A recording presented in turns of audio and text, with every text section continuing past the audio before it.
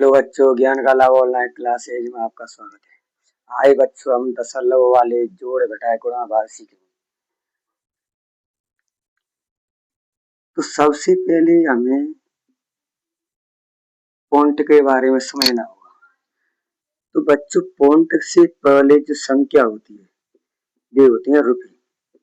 Point से पहले जो संख्या होती है वे होती है रुपए, और पॉइंट के बाद जो संख्या होती है उन्हें बोलते हैं पैसे। तो हमें यहाँ पे बोलेंगे 25 रुपये 75 पैसे। तो जोड़ घटाव करते समय सबसे पहले लिखना है हमको पॉइंट, माने पॉइंट से नीचे क्या जमाएंगे पॉइंट, और पॉइंट से बाएं से दाएं की ओर लिखने हैं पैसे। पॉइंट से हमें पॉइंट से चलना है, तो पॉइंट से दाएं से बाएं की ओर लिखने हैं रुपए। जैसे हमारी संख्या दी हुई है 23.456। अब बच्चों सबसे पहले पॉइंट के नीचे क्या रखेंगे पॉइंट। अब पैसे के लिए बाएं से दाएं की ओर चलेंगे, तो सबसे पहले हम लिखेंगे 3 पैसे लिख रहे हैं बच्चों। सबसे पहले 3, 4 के नीचे क्या लिखेंगे 5 पैसे नहीं है, अब लिखेंगे रुपये। तो पॉइंट से चलेंगे हम, कहाँ से चलेंगे पॉइंट। तो पॉइंट के बाद क्या लिखेंगे 5, पॉइंट के बाद क्या 1 लिखे बच्चों 2। इस प्रकार यहाँ पे कुछ नहीं है तो हम मान लेंगे 0, यहाँ पे कुछ नहीं है क्या मान लेंगे 0। क्या करना है हमको जोड़ करना है, जोड़ कर देंगे, इसको ऐड कर देंगे। तो 6 और 0 कितने हुए बच्चों 6, 5 और 4 कितने हुए 9, 4 और 3 कितने हुए 7। पॉइंट के नीचे क्या आएगा पॉइंट। 3 और 5 कितने हुए 8, 2 और 1 कितने हुए 3, 0 और 2 कितने हुए 2। तो हमारा जी आएगा आंसर। देखो इसी प्रकार हम क्या करेंगे घटाना करेंगे। तो सबसे पहले हम पहली संख्या उतार लेंगे, तो 78 रुपये 521 पैसे। तो पॉइंट के नीचे क्या रखेंगे पॉइंट, पॉइंट की तरफ क्या है पैसे, तो हम बाएं से दाएं की तरफ लिखना शुरू करें। तो हम लिखेंगे 8 और 9।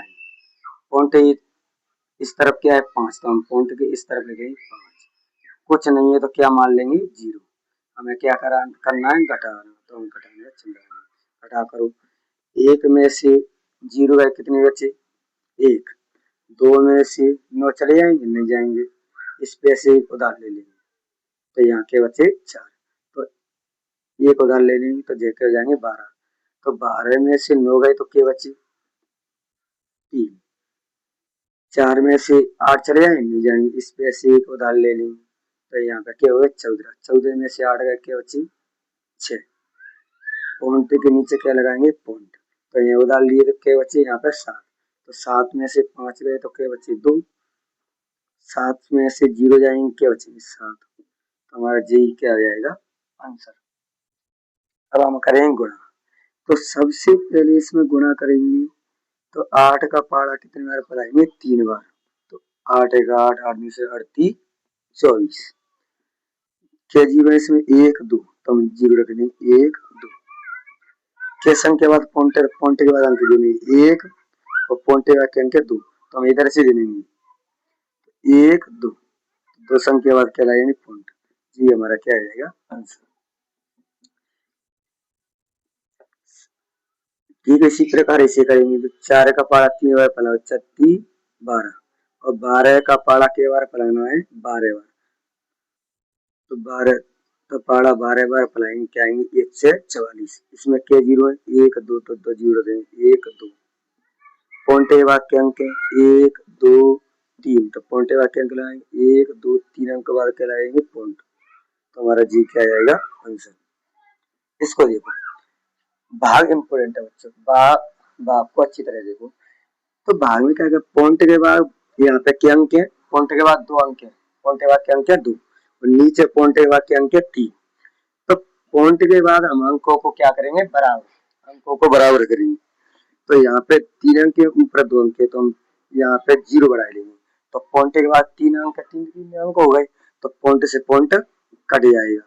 तो ऊपर कितनी हो गई 3250, नीचे के बच्चों 0, 0, 0, 4, तो ये 0 का कोई महत्व नहीं, मैंने 4 का भाग देना है, तो 4 का भाग दो इसमें, तो 4 32, 5 में दो 4 एकन 4 के बची 1, तो ये यहाँ पे हुए 10, तो 4 का भाग 10 में दो 4 दूनी 8 के बची 2, तो पॉइंट लगाए के क्या बढ़ाएंगे 0, 4 5 4 पंजा 20, तो हमारे आंसर आएगा 812 रुपये 50 पैसे। इस प्रकार हम किसी भी जोड़ घटाव गुणा भाग को कर सकते हैं।